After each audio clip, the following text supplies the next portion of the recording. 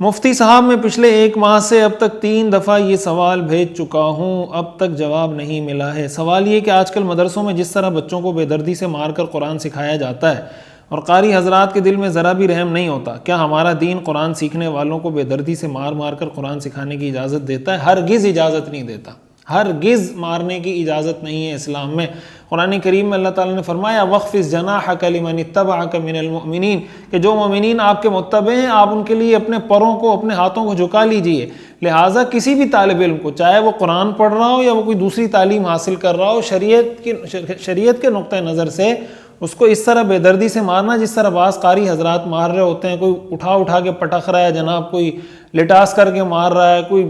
ایک وحشیانہ، بعض اوقات تو یہ بھی سننے کو مل رہا ہوتا ہے کوئی جناب گالیاں دے رہا ہے، کوئی برا بھلا کہہ رہا ہے، اس کی شریعت میں قطعاً اجازت نہیں ہے۔ اور بنیادی طور پہ ہوتا یہ ہے کہ ایسے جو لوگ ہوتے ہیں ان کی تربیت نہیں ہوئی ہوتی، ان کی اپنی تربیت کی ضرورت ہے۔ جو لوگ بچوں پر اس طرح کا تشدد کر رہے ہوتے ہیں، بچوں کو اس طریقے سے مار رہے ہوتے ہیں، اور یہ واقعہ صرف مدرسوں میں نہیں ہو رہے، یہ چاہے مدرسے میں ہو چاہے اسکول میں ہو۔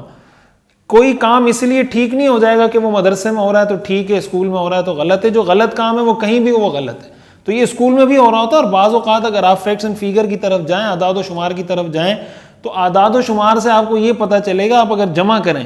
کہ یہ اسکول وغیرہ میں یہ چیزیں، یہ ریشو آپ کو زیادہ ملے گا، مدارس میں کم ملے گا۔ لیکن اگین میں یہ ریپیٹ کروں، میں ہرگز اس کو ڈیفینڈ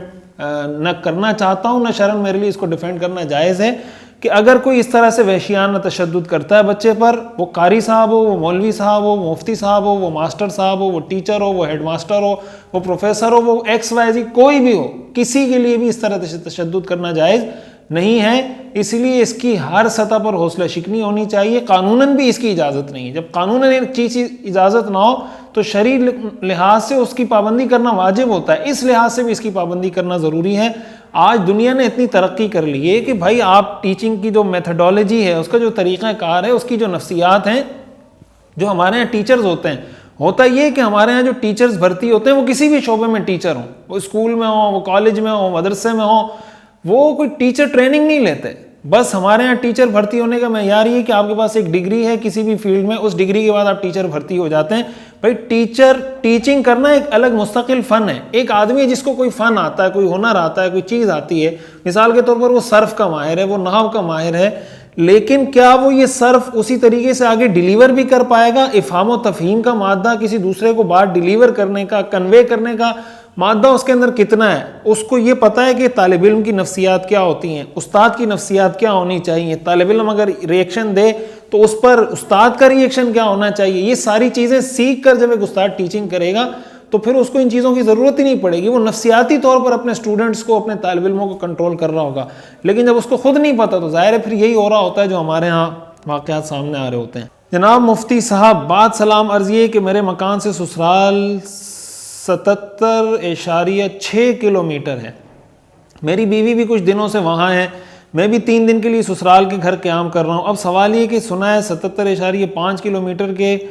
زائد سفر کرنے سے وہ مسافر کہلائے گا اور وہ 4 رکعت نماز 2 رکعت پڑھے گا۔ اب مفتی صاحب آپ وضاحت فرمائیں کہ کیا میں اور میری بیوی مسافر ہیں، کیا ہم قصر پڑھیں؟ واضح ہے کہ میرے مکان سے سسرال 77.6 کلومیٹر ہے، وضاحت فرمائیں۔ دیکھیں ایک اصولی بات تو یہ سمجھیں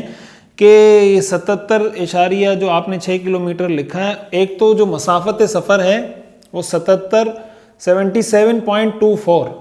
77.24 یہ مسافت سفر ہے، لیکن اس کے اندر ایک شرط ہے، شرط یہ کہ آپ اپنے شہر سے باہر نکلیں۔ اب مثال کے طور پر آپ کراچی میں رہتے ہیں تو کراچی کے اندر تو آپ شاید 150-200 کلومیٹر بھی گھومیں تو کراچی کے اندر ہی آپ گھومتے رہیں گے۔ ہم ڈیلی تقریباً کوئی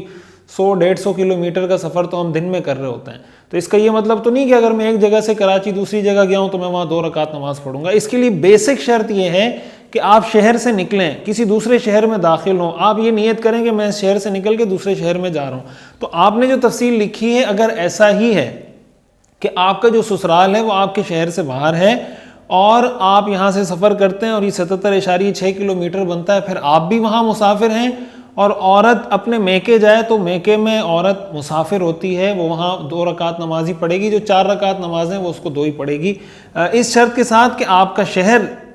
تبدیل ہو گیا ہو۔ شہر تبدیل نہ ہوا ہو، ایک ہی شہر کے اندر آپ ہوں تو ایسی صورت میں آپ مکمل نماز پڑھیں گے، چاہے 100 کلومیٹر سفر کر لیں، 200 کلومیٹر سفر کر لیں۔ محمد احمد صاحی وال سے پوچھتے ہیں مفتی صاحب میرا سوال یہ کہ جن نمازوں میں سورہ فاتحہ کے بعد سورت ملانا لازمی ہے، کیا اس میں 3 آیات پڑھنا لازمی ہے یا ایک بڑی آیت پڑھ لیں تو کافی ہوگی یا نہیں؟ یا 3 چھوٹی آیات یا ایک بڑی آیات پڑھ لیں تو نماز ہو جائے گی کم سے کم؟